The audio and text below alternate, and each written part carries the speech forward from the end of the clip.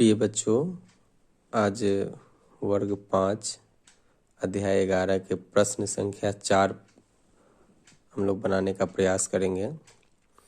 जिसमें प्रश्न है कि एक त्रिभुज की भुजाएं क्रमशः 15 सेंटीमीटर, 13 सेंटीमीटर तथा 12 सेंटीमीटर है।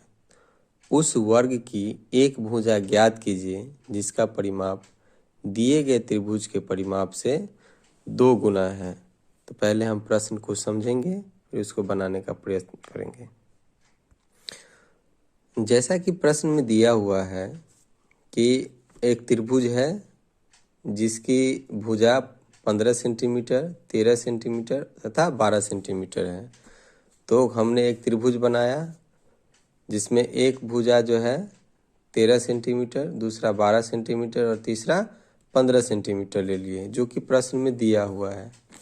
अब हमको आगे ये करना है कि हमको तो पता है कि इससे पहले भी बताया है कि जो त्रिभुज होती है, त्रिभुज का जब हम परिमाप निकालेंगे तो तीनों भुजाओं का योग होता है, तीनों भुजाओं को हम जोड़ देंगे। तो हमने क्या किया है, यहाँ त्रिभुज का परिमाप 15 सेंटीमीटर, 13 सेंटीमीटर और 12 सेंटीमीटर, इसको जब जोड़े हैं तो कितना सेंटीमीटर आया है, 40 सेंटीमीटर। अब प्रश्न क्या कह रहा है उसके अनुसार से हम लोग अब कार्य करेंगे।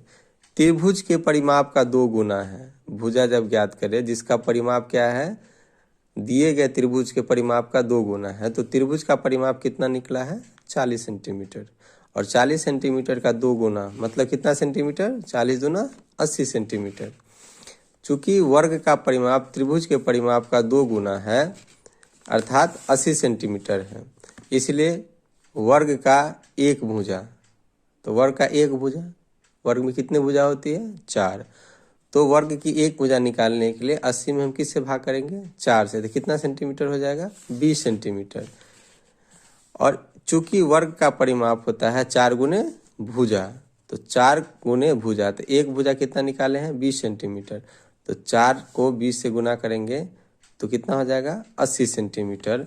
तो यहाँ जो प्रश्न कहा गया था कि उस वर्ग की एक भुजा ज्ञात कीजिए जिसका परिमाप दिए गए त्रिभुज के परिमाप से 2 गुना है, तो उस वर्ग का एक परिमाप उस वर्ग का एक भुजा कितना हो जाएगा, 20 सेंटीमीटर, जो प्रश्न के अनुसार पूछा गया है।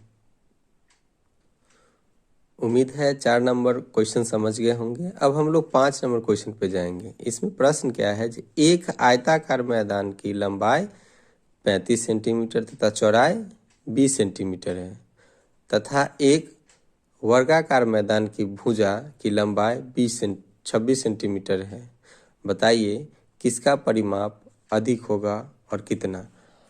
तो जो दिया हुआ है आयताकार है, तो हम पहले से जानते हैं कि आयताकार मैदान किस तरह का होता है। तो हम सबसे पहले क्या बनाएंगे, एक आयत बनाएंगे, आयताकार मैदान बनाएंगे इस तरह से, और उसका जो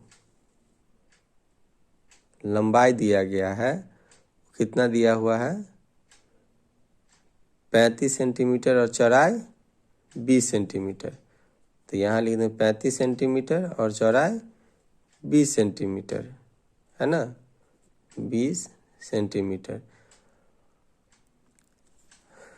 तो इस तरह से हम इसको बनाएंगे। आयताकार मैदान की लंबाई कितना है, 35 सेंटीमीटर और चौड़ाई 20 सेंटीमीटर। हम जानते हैं कि जो आयताकार मैदान होती है उसके बारे में फॉर्मूला भी है और इससे पहले भी बताया है कि आयताकार मैदान का जो परिमाप होता है वो होता है 2 इंटू लंबाई प्लस चौड़ाई।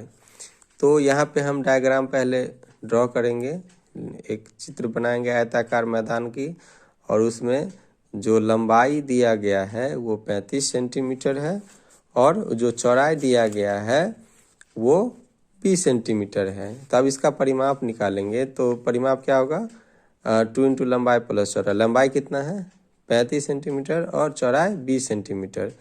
तो 35 और 20 को जोड़ेंगे तो कितना हो जाएगा, 35 और 20 को तो 55, और 55 को 2 से गुना करेंगे तो क्या हो जाएगा, 110 सेंटीमीटर।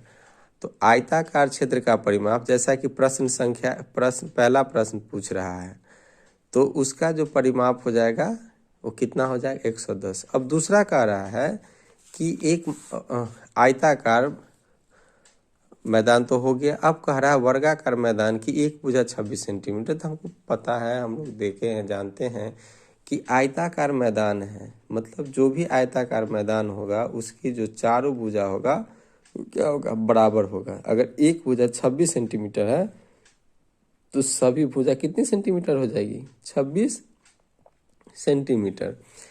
तो 26 सेंटीमीटर हो जाएगी। तो इससे अब हम इसका क्या निकालेंगे, परिमाप निकालेंगे। जैसा कि इस फिगर में दिया गया है, एक वर्ग बना है, वर्गाकार मैदान बना है, और उसका एक छोर जो है वो कितना है, 26 सेंटीमीटर। पुनः दिया गया है कि वर्गाकार मैदान की भुजा बराबर 26 सेंटीमीटर, मतलब लंबाई कितना है 26 सेंटीमीटर और चौड़ाई भी सेंटीमीटर, मतलब जो भी होगा उसका सेंटीमीटर वो समान होगा। वर्गाकार क्षेत्र का परिमाप होता है 4 गुने भुजा। जो फॉर्मूला है कि वर्गाकार क्षेत्र का परिमाप होता है 4 गुने भुजा। तो वर्गाकार क्षेत्र का परिमाप 4 गुने भुजा, भुजा कितना है, एक भुजा 26 सेंटीमीटर, तो 26 सेंटीमीटर है, तो 4 गुने 26 बराबर कितना हो जाए, 104 सेंटीमीटर। तो आयताकार क्षेत्र का परिमाप अधिक है, क्योंकि उसका कितना है, निकला है 110 सेंटीमीटर, और वर्गाकार क्षेत्र का जो निकला है परिमाप वो निकला है 104 सेंटीमीटर। और दोनों का कंपैरिजन करेंगे, तुलना करेंगे, तो 6 सेंटीमीटर क्या है, अधिक है। इसका मतलब है आयताकार क्षेत्र का परिमाप जो है वो अधिक है। अब हम लोग प्रश्न संख्या 6 पे आएंगे। एक बगीचा जिसकी लंबाई 20 मीटर तथा चौड़ाई 15 मीटर है। तो जैसा कि प्रश्न है, हम प्रश्न को पढ़ेंगे और वहीं पे ये पता करेंगे जो वो मैदान जो है वो कैसा है, वर्गाकार है कि आयताकार है।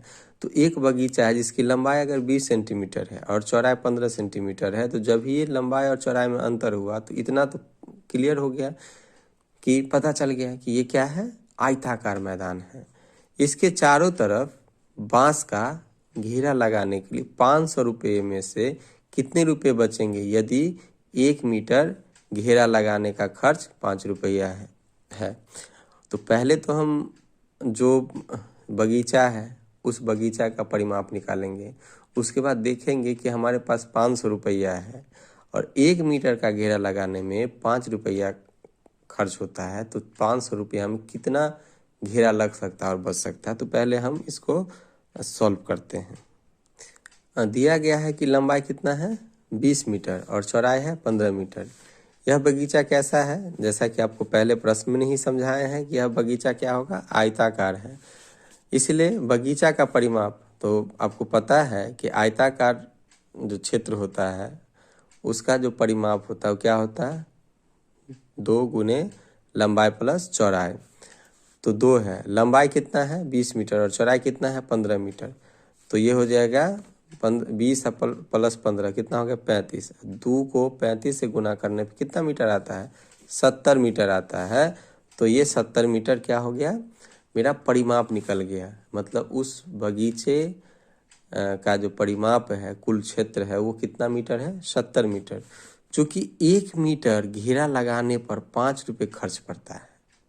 1 मीटर का जब हम घेरा लगाते हैं तो उसमें 5 रुपये खर्च होता है। कितना होता है, 5 रुपये। तो इसीलिए 70 मीटर का घेरा लगाने पर, है ना, 70 मीटर का अगर घेरा लगाएंगे उसमें लगाने पर कितना होगा, 70 गुने 5। तो 70 गुने 5 कितना हो जाएगा, 350 रुपये। तो इसीलिए जो पूरा घेरा है, जो ये जो घेरा है यहाँ पे जो दिया हुआ है, ये पूरा घेरा, इसको लगाने पर कितना खर्च होता है, कितना होता है 70 रुपया। तो 70 मीटर है और उसको लगाने में 350 रुपया खर्च होता है। और हमारे पास कितना रुपया दिया गया था, हमारे पास 500 रुपया दिया गया था। तो 500 रुपया में अगर हम 350 रुपया खर्च कर देते हैं तो उसमें हमको शेष कितना हो जाएगा, 150 रुपया। तो क्या करेंगे, 500 में हम 350 घटा लेंगे, कितना होगा 150। तो जो प्रश्न कह रहा है कि इसके चारों तरफ बांस का घेरा लगाने के बाद 500 रुपये में से कितने रुपये बचेंगे? तो 500 रुपये में से 350 रुपये खर्च हो जाएंगे और 150 रुपये शेष बचेंगे। उम्मीद करते हैं कि आप लोग जो प्रश्न का उत्तर समझाया गया है वो समझ गए हैं। कोई कठिनाई हो तो फिर पूछिए, फिर हम उसको और बेहतर तरीक़ा से समझाने का प्रयास करेंगे।